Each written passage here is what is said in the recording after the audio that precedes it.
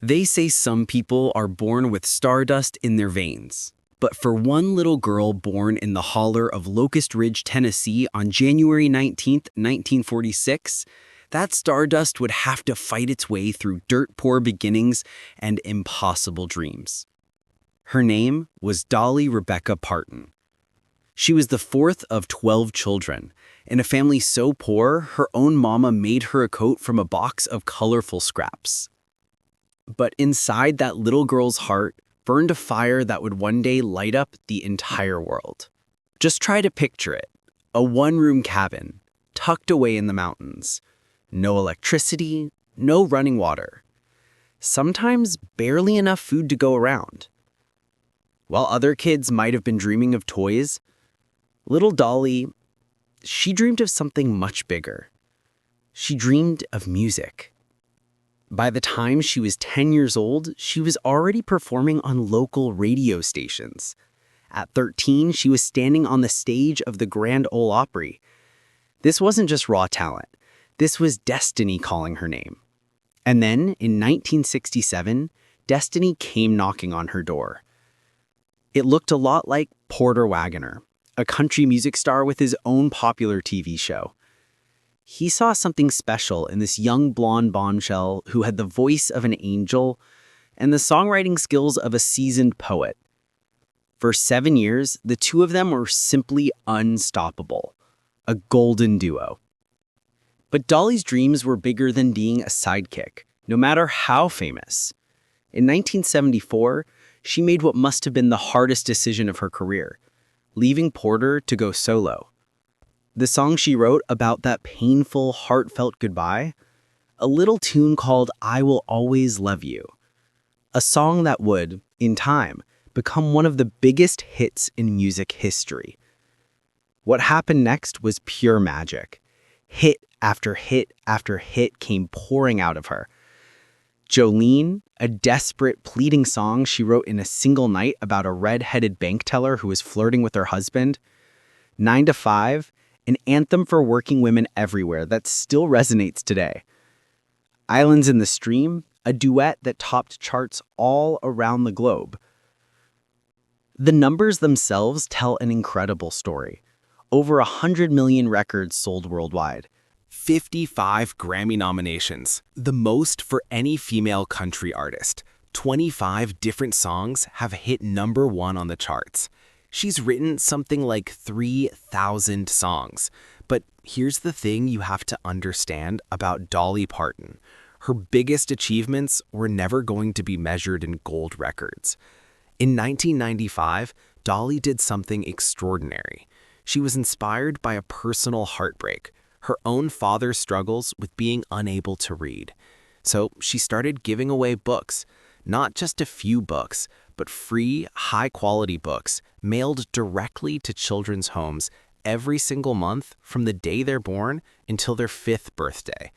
She called it Dolly Parton's Imagination Library. Today, it is the largest literacy program on the planet. Over 270 million books have been gifted. 3 million books are mailed out every single month. Children in 5 different countries receive these precious packages, opening a door to a world her own father never had. When wildfires devastated her home state of Tennessee in 2016, Dolly didn't just send thoughts and prayers. She sent money, $12 million, given directly to the families who had lost everything. When the COVID-19 pandemic struck the world, she donated $1 million to fund vaccine research.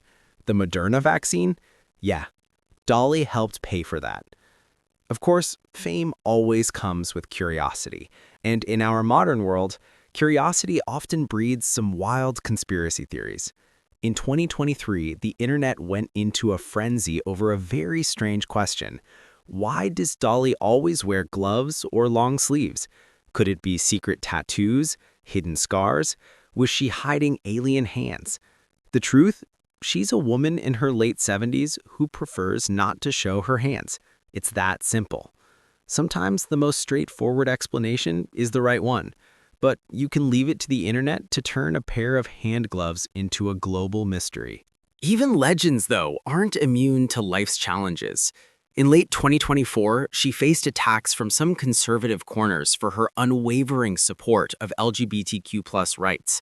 And just recently, in October of 2025, health issues forced her to postpone her shows in Las Vegas. Kidney stones, the doctors announced. Her sister's plea on Facebook for prayers sent her fans into a panic. But this is Dolly Parton we're talking about. This is the woman who turned poverty into purpose, who transformed heartbreak into timeless hit songs, who built an entire empire on a foundation of kindness. A few kidney stones? Please. This year, Hollywood is honoring Dolly with the Jean Hersholt Humanitarian Award. It's a recognition that she is so much more than an entertainer. She is a genuine force for good in this world. She's now just one Emmy Award away from achieving the coveted EGOT status. But in truth, she has already achieved something far rarer than any trophy. She has achieved a type of immortality. Not through fame, but through the millions of lives she's touched. Every child who opens an imagination library book and learns to love reading. Every family she helped get back on their feet after a disaster. Every single person who has ever found a piece of their own story, a glimmer of hope in one of her songs. From a one-room cabin in Tennessee to a global icon. From dirt-poor beginnings to giving away fortunes. From a small local radio show to worldwide recognition. This is the Dolly Parton story. And it's proof that sometimes, just sometimes, dreams really do come true. And the best part of it all? At 79 years old, she is nowhere near done. As Dolly herself says, God hasn't said anything about stopping yet. So, buckle up, world. The Queen of Country is still writing her story, one song, one book, one act of kindness at a time.